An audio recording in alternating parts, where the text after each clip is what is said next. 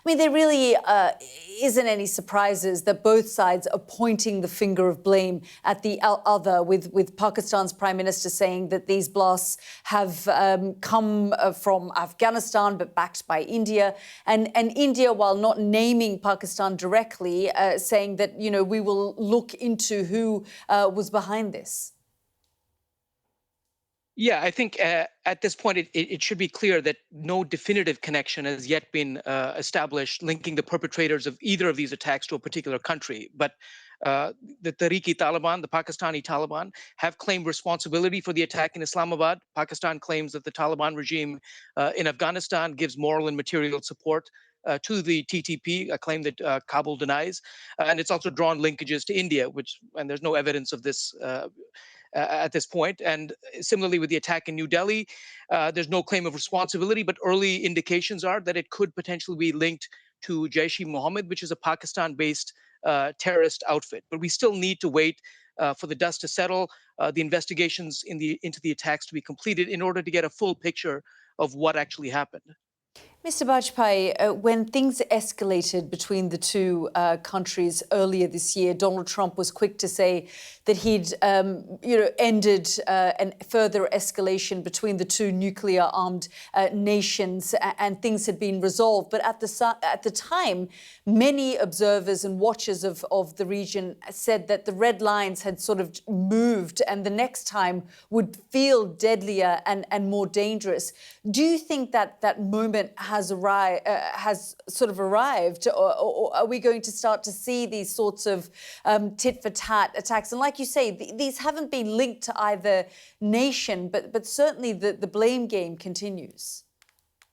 Well, clearly the situation remains highly precarious. The governments on both sides have been emboldened following their hostilities in May, and they continue to maintain a belligerent position towards each other. In Pakistan, we've seen the military has essentially reasserted its authority. The army chief, Asim Munir, has been promoted to a 5-star field marshal. In India, the Modi government has doubled down on its tough on security posture, stating that another terrorist attack would be considered an act of war.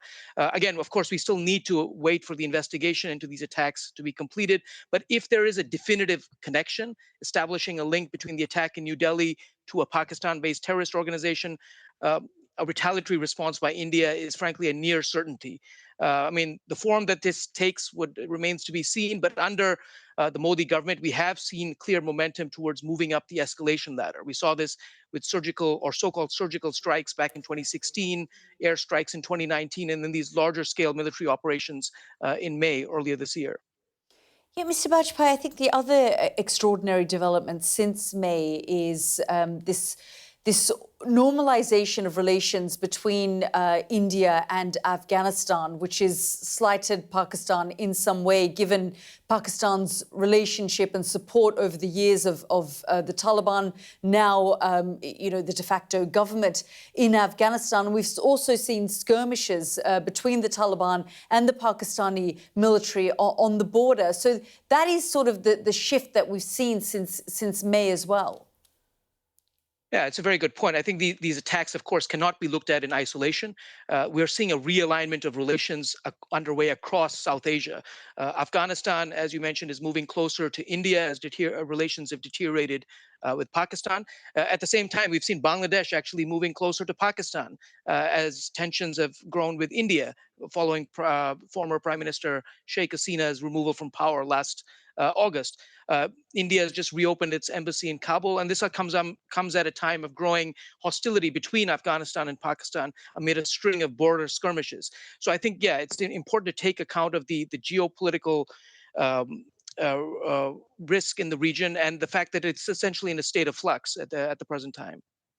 And not just that. I mean, it's not something that's been contained to the region, but we're also seeing great powers like the United States and China playing a role behind the scenes as well with the competing forces.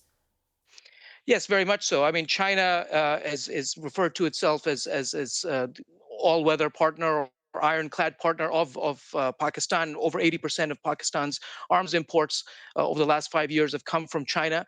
So clearly, it's not a neutral party to the India-Pakistan issue. And then, as we've heard, the Trump administration has been quite vocal in its position that it had to secure the ceasefire that was concluded between both countries in May, a position which has been disputed by New Delhi but accepted by Islamabad.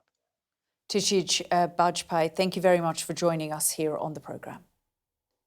Thank you for having me.